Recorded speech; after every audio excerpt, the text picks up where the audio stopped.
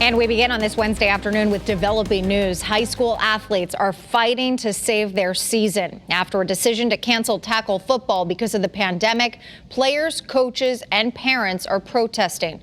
Channel 3 Sports Director Joe Zone is live at the state capitol where a big rally is planned for tonight. Joe.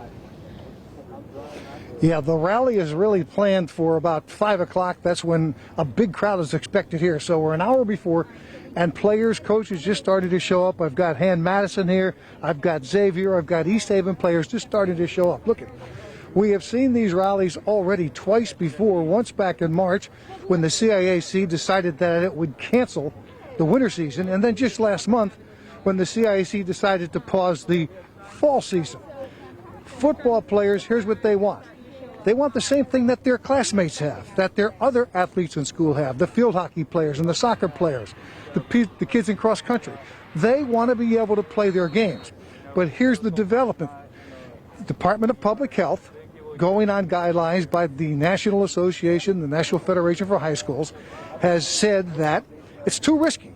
Football cannot be played under these circumstances, and so they've recommended no games.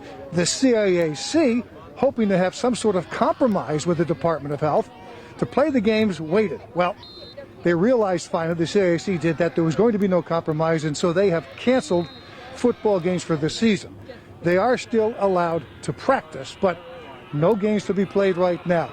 There are some other avenues. For instance, that we have a lawyer from Southington who thinks there might be a legal path to play games, and this just in right now from Senate Democrats. I'll read you some of the letter that they've sent to Glenn Longarini of the CIAC and the Department of Health. The senators acknowledge that the COVID-19 pandemic is still present. It is of primary importance to make sure students and staff stay safe and healthy.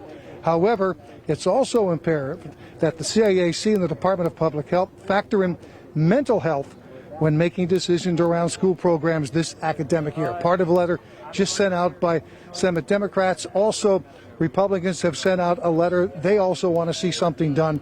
Look into a little bit more. That's what this rally's about today. It starts at 5 o'clock.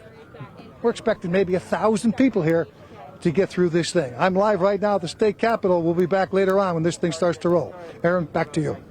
No doubt.